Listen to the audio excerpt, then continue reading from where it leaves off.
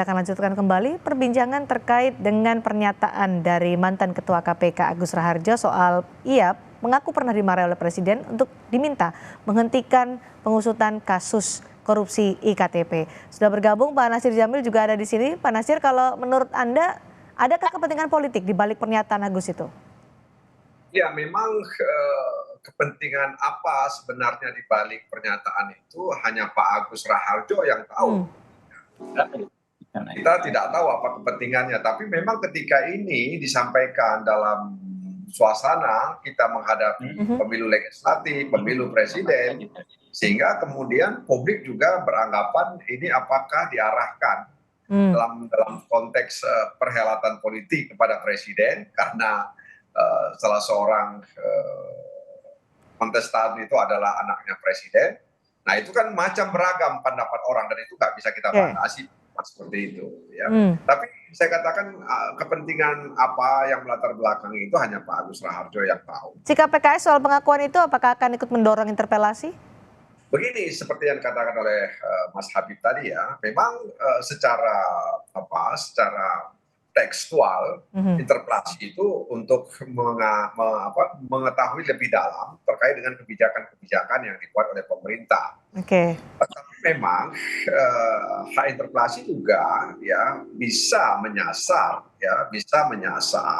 ke hal-hal yang seperti disampaikan oleh Pak Agus Raharjo tadi itu. Kenapa? Karena Komisi Pemberantasan Korupsi itu bertanggung jawab kepada publik atas pelaksanaan tugasnya dan dia juga melaporkan secara berkala kepada Presiden, kepada DPR RI dan juga kepada Badan Pemeriksa Keuangan. Nah, ini kan sebenarnya juga ada irisannya, ada pintu masuknya ya kalau kemudian DPR atau anggota DPR lah kita bilang punya keinginan untuk mengajak rekan-rekannya menggulirkan hak interpelasi. Jadi ini kebijakan dalam konteks penegakan hukum begitu. Ya. Jadi tidak akan ikut mendorong interpelasi soal ini ya? Kita begini, kalau saya sebagai anggota Komisi 3, sebagai anggota DPR RI, sebagai anggota fraksi PKS, itu kan menyampaikan bahwa secara politik begini loh, bisa saja dilakukan seperti ini. Secara hukum ya tentu saja Presiden kalau merasa terganggu dengan tudingan itu, dengan tuduhan itu kan dia bisa melaporkan ke aparat penegak hukum untuk mendapatkan keadilan. Ya, karena yang dituding ini presiden, bukan orang biasa, bukan Pak Lurah dalam arti yang sebenarnya ya, bukan Pak Camat, tapi seorang presiden, orang nomor 1 di negeri ini yang dituding oleh Pak Agus cawe-cawe dalam konteks kasus korupsi EKTP. Jadi ini bukan tuduhan ringan dalam pandangan saya gitu. Baik. Dan tentu saja Pak Jokowi itu kan presiden saya juga ya, presiden saya karena saya warga negara Indonesia. Saya juga merasa. Baik, saya ke Mas Praswat. Kita sebagai warga negara itu merasa loh, kok presiden kita dituding seperti itu gitu loh. Mas Praswat, ini menjadi pertanyaan publik juga tadi dipertanyakan oleh Presiden Jokowi. Ini kan sudah divonis Setia Novanto soal kasus IKTP. Kemudian ini muncul lagi, diungkap lagi oleh mantan Ketua KPK. Analisa Anda soal ini? Ya, saya nggak melihat itu sesuatu yang kami pada proses penyidikan itu memang secara real itu saya juga hadir pada saat proses penangkapan dan penyambutan di Permata Hijau. Itu tidak melihat sebuah testimoni dari Pak Agus Raharjo kemudian itu jadi satu fitnah atau ada arahan politik atau menghilangkan kredibilitas seorang presiden dan lain-lain. Menurut saya testimoni beliau itu kan dari dialog dengan Mbak Desi ya, dan apa saja yang saat itu terjadi. Sama seperti kayak pada saat saya ditanya tentang apa yang terjadi saat kasus bansos atau kasus macam-macam yang saya pegang di KPK dulu ya. Dan hari ini sepertinya seolah-olah ini dibawa ke arah politik, terus lalu kemudian Presiden bertanya ini maksudnya apa, lalu kemudian teman-teman di DPR sibuk menyusun interpelasi dan lain-lain. Sebenarnya kami dari sisi penegak hukum itu juga agak bingung ini karena proses penegakan hukum itu ya apapun yang diupayakan dilakukan intervensi oleh pihak lain pada saat itu kan nyatanya adalah gagal. Itu yang garis bawahi bahwa Pak Setia Novanto berhasil kami tetapkan sebagai tersangka, yang saat itu notabene ya adalah ketua partai dan ketua DPR. Itu fakta bahwa ada intervensi, banyak intervensi dan lain-lain, itu sebenarnya menurut saya bukan satu perdebatan, tapi memang itu adalah fakta.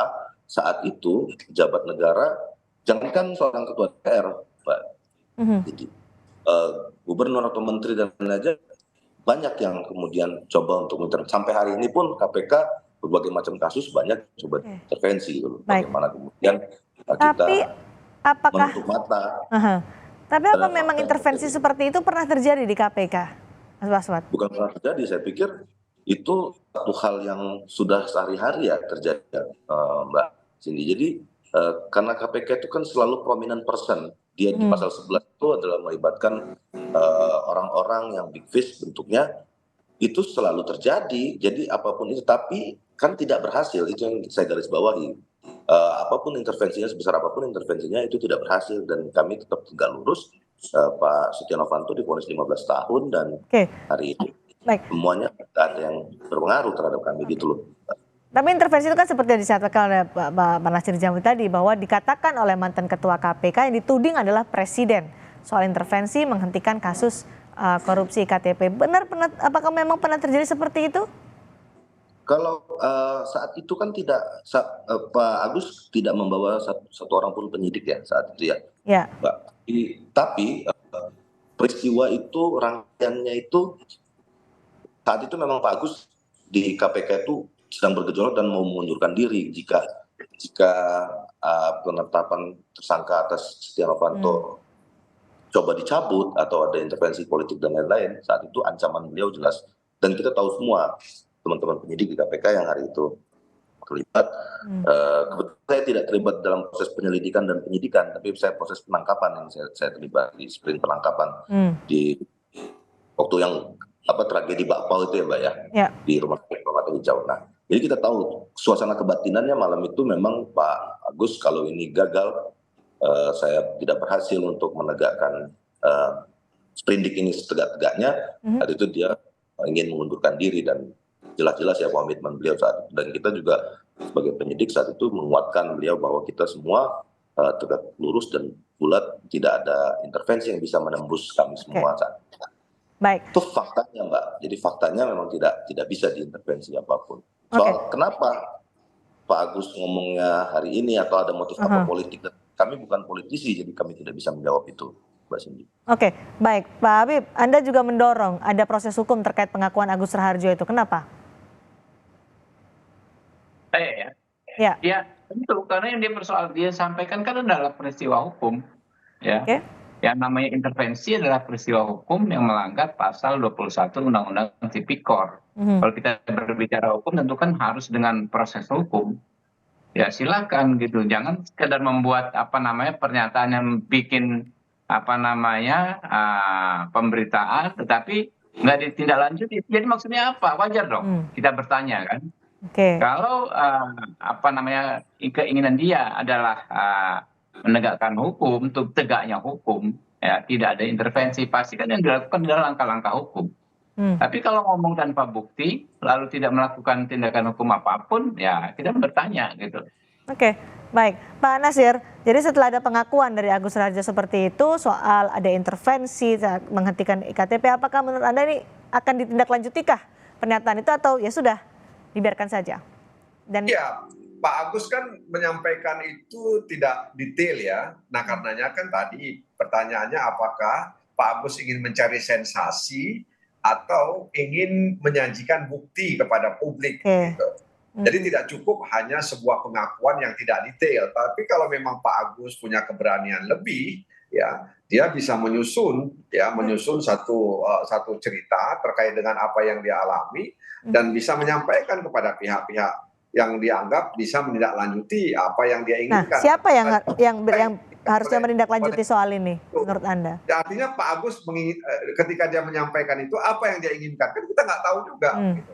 Nah, oleh karena itu kan saya katakan secara politik bisa saja misalnya DPR menggulirkan, misalnya teman-teman mencoba untuk menjajaki untuk menggunakan hak bertanya ya kepada presiden gitu, apa benar presiden seperti ini. Dan sebenarnya kalau misalnya hak interpelasi itu misalnya bisa digulirkan, pertanyaan-pertanyaan Mas Habib tadi itu juga terjawab, kenapa untuk misalnya Ganjar tidak atau bagaimana dan sebagainya, sementara ada pengakuan bahwa Ganjar ini dan sebagainya begitu.